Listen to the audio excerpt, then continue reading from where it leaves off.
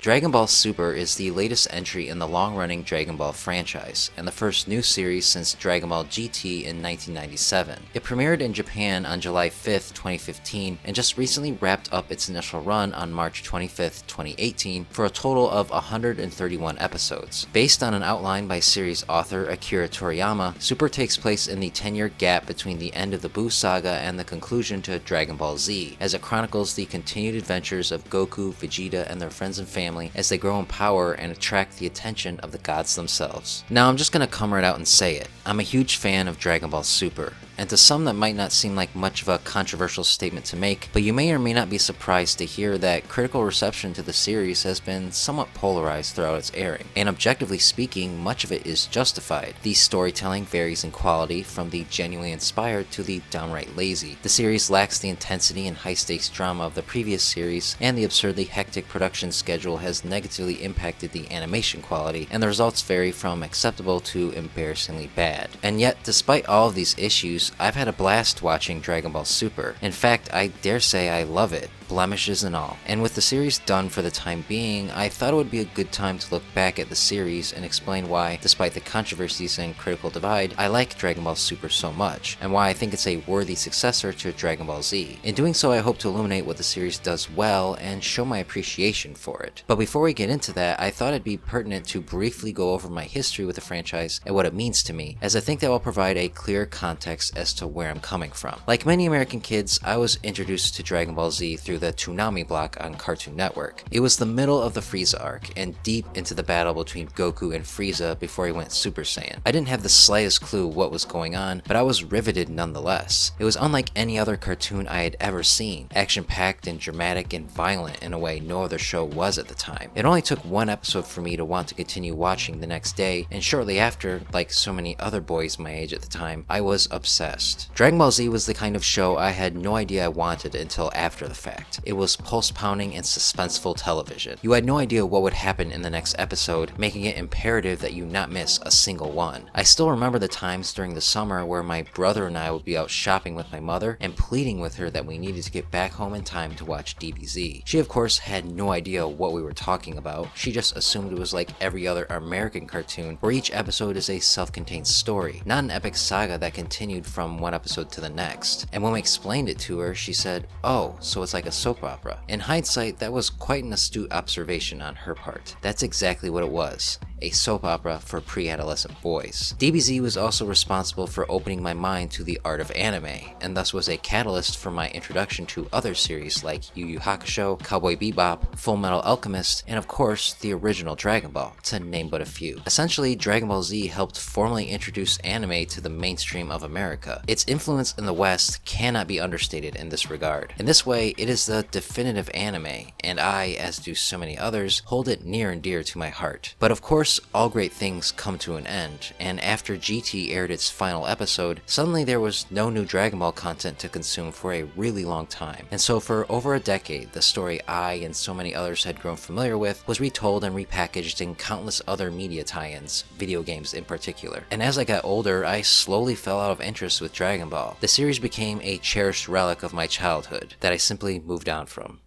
Then Battle of Gods came out. Seeing that movie in theaters with fellow fans was one of the best movie-going experiences of my life. It was an event. The audience cheered and laughed, and everyone was having a great time. This experience was replicated the following year with Resurrection F, and just like that, I was back into Dragon Ball again. And around this time, Toei Animation, as if they were reading my mind, debuted a new series, Dragon Ball Super. All this is to say that I was primed and ready for the first new TV series in nearly 2 decades. And for the past 3 years, it's been a joy to have Dragon Ball back in my life again. So what is it about Super that makes it so appealing, at least to me? Well, at its essence, Dragon Ball Super is a modern blend of the two key ingredients that have long defined the franchise, the humor and the action. It's basically a combination of the more lighthearted slapstick comedy of the original Dragon Ball and the epic planet-shaking action of Dragon Ball Z. This is a major positive for me because as I get older, I have found Dragon Ball to be a more endearing show than DBZ, which to be frank often gets bogged down with endless fights, power-ups, and stare-downs, all with little consequence in the end. The pure goofiness of the early years of Goku and the gang falls aside as the story goes on and expands in scope. Don't get me wrong, I'm not ragging on DBZ, I still love love it. But there's just something about OG Dragon Ball's ability not to take itself too seriously that makes it more enjoyable and rewatchable. Given this, I find Super to be a refreshing return to the playful, adventurous spirit of Dragon Ball, while still in keeping with the grand epic action of Z. Both Battle of Gods and Resurrection F were like this, and I was happy to see that this same style carried over into the TV series. It's the best of both worlds, a blend of the strengths of both earlier series without simply copying them. Super has a very different feel to it than either the original or Z had, and this is without a doubt a good thing. Not only does it allow the series to have its own distinct voice, but it also pushes the franchise into the modern age. Remember, Dragon Ball is a pretty old franchise. The anime industry and the sensibilities of the audiences that consume it has changed a lot since the 90s. Dragon Ball needed to adapt to the new market, and I think with Super, it did a pretty good job doing just that. But if Dragon Ball was going to continue, Super also needed to expand the mythology of the franchise even further, and in this regard, it also succeeds. New characters, new universes, and even new Dragon Balls were introduced, and all of it keeps in line with the quirky Akira Toriyama style we know and love. Obviously, Beerus and Whis are two of the best new characters, and dare I say it, two of the best in all of the franchise. Their food-related antics never cease to entertain, and that contrast with their immense power is classic Toriyama. The concept of the god of destruction, the yin to the yang of creation, is compelling, and Beerus is a pretty nuanced character whose development eschews your typical Dragon Ball villain formula right from the start. The relationship he develops with Goku and his friends, Bulma in particular, is a lot of fun to watch, as is his immature rivalry with his brother Champa, a character whose introduction opens up the concept of parallel universes and multiple universes. This is another aspect of Super I really enjoy. I love how the series gets existential and explores the very nature of its reality, all while remembering not to take itself too seriously, of course. The increasingly complex and ever-growing hierarchy of gods adds a whole new dimension to the world of Dragon Ball. Zeno in particular I find to be fascinating, not because he's a compelling character or anything, but because I find the idea of all of existence being at the impulse of a simple-minded child to be very intriguing. I like how all these god characters treat life not as something to be valued, but as mere playthings for their amusement. There's a very dark sense of humor to Dragon Ball Super that gives it an edge without being explicit, which only adds to the show's charm. In a way, it almost reflects the current state of the franchise, where death, and thus life, has no meaning or consequence anymore, so might as well have fun with it if the show is gonna go on. And that's precisely another reason why Super appeals to me. It doesn't take itself very seriously. I know a lot of fans don't like how the show doesn't have the high-intensity dramatic storytelling of Z, but I would argue that this is a good thing. Super should not attempt to be like DBZ because the franchise will never be that again. Fans of Dragon Ball, anime, and society at large are way too familiar with it to ever feel the same tension we first felt when Goku fought Frieza as a Super Saiyan with only 5 minutes to go before the planet explodes. As the series goes along, as you grow older, and as you consume more anime, you start to see the formula behind the show more and more. We also have over a dozen movies which essentially distill this formula down to its very essence. We know all its tricks by now, and any and all secrets at Dragon Ball's disposal are well known at this point. Super is at its weakest, in fact, when it attempts to replicate this formula, such as when Piccolo gives his life for Gohan again in the Resurrection F saga. What is this, the 4th or 5th time he's done this? Characters giving their lives for others has happened so often at this point that it has no dramatic effect anymore because you know they'll be revived, so why even bother? This is also why I think the future Trunks arc is one of the weaker storylines in Super. Even though I think it has some really great moments, and Zamasu is initially an interesting character, he eventually becomes a rather cookie-cutter villain who's so single-minded it honestly gets on my nerves a little bit. Conversely, Super is at its strongest when it doesn't follow the standard Dragon Ball formula and instead has fun with itself, achieving an equilibrium between drama and comedy. The advantage of this is that it allows the story to focus a little more on the characters and the relationships and interactions they have with one another, which has always been the strongest element of Dragon Ball. There is a long history to these characters, and one of the joys of experiencing the story is seeing so many of them grow up and change over the years. And so the best part of Super is the joy of getting to see them interact in this new stage of their lives. For instance, the friendly rivalry between Goku and Vegeta has so much historic weight to it when you think back to how far they've come, especially Vegeta, who continues to be the best character. He's a full good good guy family man now, arguably more so than Goku, and when you remember how evil he used to be, it's enough to get you a little bit misty-eyed. As a result, some of Super's finest moments come from the filler episodes between major sagas. These episodes contain slice-of-life moments that should endear themselves to any Dragon Ball fan. Scenes such as Goku and Piccolo reminiscing while looking after Pan, or Videl defending Gohan against fallacious accusations, or Vegeta begrudgingly spending time with Bulma and Trunks, while not action-packed, are great because they are rooted in characters with deep histories with each other. Super is full of these little moments, even during the more dramatic events, and even new characters are allowed to shine. The moment during the Tournament of Power, for instance, when Champa and his universe gets erased, is a standout. It's both humorous and surprisingly touching because it shows how both him and Beerus do kind of care about each other in some weird way, but will not admit it to the other. It's brief, subtle, and true to the characters. And honestly, Super does a pretty good job giving most of the characters their moments to shine. The supporting cast is actually utilized fairly well, with characters such as Tien, Krillin, and Master Roshi being a part of the Tournament of Power when they easily could have been forgotten for stronger characters. Even the really minor characters are given moments here and there. Even Pilaf, the very first villain of the franchise, comes back and sticks around, finally becoming a semi-ally to Goku and friends. So while the powerful characters continue to remain the focus, the fact that Super attempts to keep many of the lesser characters around them relevant, even if it doesn't succeed all the time, is appreciated. This fact is what fueled my investment in the Tournament of Power. It's not that I think for a second that the existence of Universe 7 is in any real danger, but despite this lack of tension, I'm still able to enjoy this saga because, while it certainly has its issues, it's an interesting and exciting concept, and it allows for the assembling of a dream team of fighters. It's total fan service to be sure, but in this case it works and doesn't feel too forced. It's fun to see so many great characters on a team working together. The surprise last-minute inclusion of Frieza was also an inspired choice. While I was initially annoyed by his return yet again, this time it's actually managed to add new dimensions to Frieza's character. As the tournament goes on, you get a sense that he's sort of starting to grow somewhat fond of Goku and his friends, at least as a selfish means of pushing him to get stronger, which he never considered doing before due to his blind narcissism. Another development of the Tournament of Power that I really liked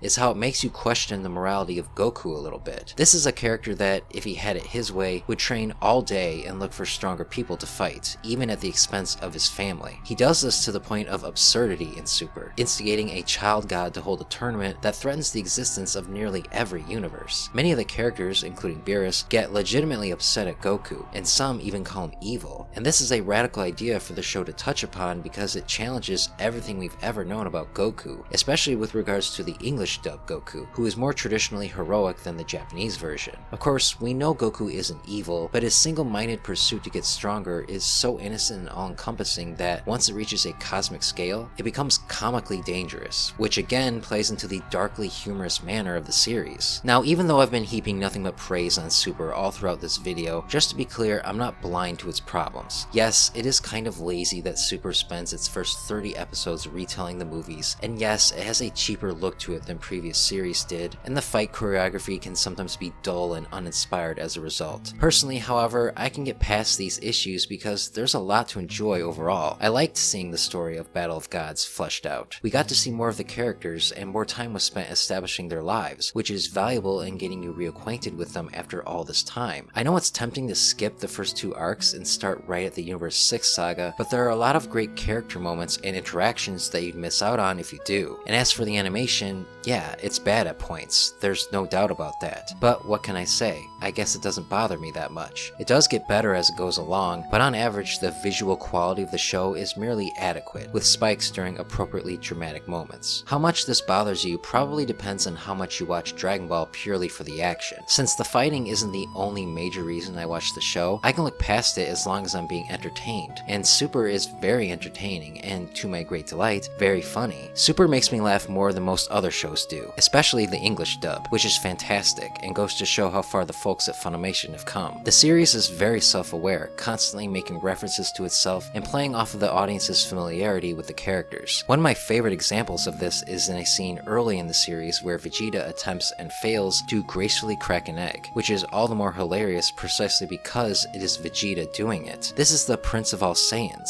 once one of the most fearsome and cold-blooded killers in the galaxy, and he can't even accomplish the most mundane task. And even better is that this silliness doesn't contradict the character. He's making a fool of himself because he is desperate to train with with Whis and catch up to Goku. So while it is a funny gag, it still serves Vegeta as a character and goes to show how much he has mellowed over the years. I guess one's enjoyment of Super depends on what you're looking for. If you don't take Dragon Ball too seriously, enjoy it for what it is, and just want to spend time with these characters that you grew up with and inspired you, then Super is a whole lot of fun. It shines the most when it focuses on the characters. No matter how sloppy or underwhelming a story or fight may be, as long as the characters still endear, it's a good time. This is especially true for the English dub. Hearing Sean Schemmel, Chris Sabat, and the rest back and better than ever reprising their iconic roles is so great to see, especially since Super's willingness to let go and have fun with itself allows for them to do things they never could in DBZ, and the result is ridiculously charming. Now, obviously this is my subjective viewpoint, and I'm not trying to assert that my reading of the series is somehow better than anyone else's. If Super doesn't do it for you, then that's okay. The show just tickles my nostalgia bone in just the right way, giving me what I'm familiar with, but with a very different tone and style than Z, and I find it thoroughly enjoyable. Watching it feels like returning to a warm place and catching up with old friends after being away for so long. Adding to this feeling is the fact that Super is airing on the Adult Swim Toonami block in the US, and the timing couldn't be more perfect. The kids who grew up watching DBZ are now adults and are able to experience a new series within a new, more adult-oriented version of Toonami. Dragon Ball Super is where it should be, at least in America, and it just makes the experience of watching it that much more special. For me, Dragon Ball Super is the right kind of nostalgia, the same but different. It's the same world, the same characters, the same epic battles, and the same sense of humor, but as a whole is stylistically different from DBZ and even the original Dragon Ball. And perhaps most excitingly of all, it expands the mythology even more and opens the universe to near infinite possibilities. It's Dragon Ball for a new generation while still embracing everything that came before in an attempt to appeal to the older fans. And overall, I think it achieves a nice balance between these two appeals. It has its issues, but overall I think it's a valuable extension to a franchise that, frankly, had grown so stagnant and oversaturated for so long it was starting to eat itself. Battle of Gods, Resurrection F, and Super all took a much needed defibrillator to the franchise and jump-started it back into relevance, and all of it is paid off. While it can perhaps never reach the peak it was at in the 90s, Dragon Ball is in a far better place than it has been in a really long time. Super revitalized mine and many more people's interest in Dragon Ball. I'm playing the video games, rewatching the series from the very beginning, and overall just have a greater appreciation for the world Akira Toriyama created, flaws and all. So yeah, I'm gonna miss tuning into Super every week. But while the series is over, at least for now, there's still new Dragon Ball content to look forward to. A new movie is coming out this year with Akira Toriyama heavily involved, and is being hyped as the best Dragon Ball movie ever. And then, who knows what comes after that? Whether Super returns, or a new series begins, or Toei continues to focus on making movies is unclear at this point, but one thing is certain, Dragon Ball isn't going anywhere anytime soon, and I'll be excitingly anticipating whatever comes our way.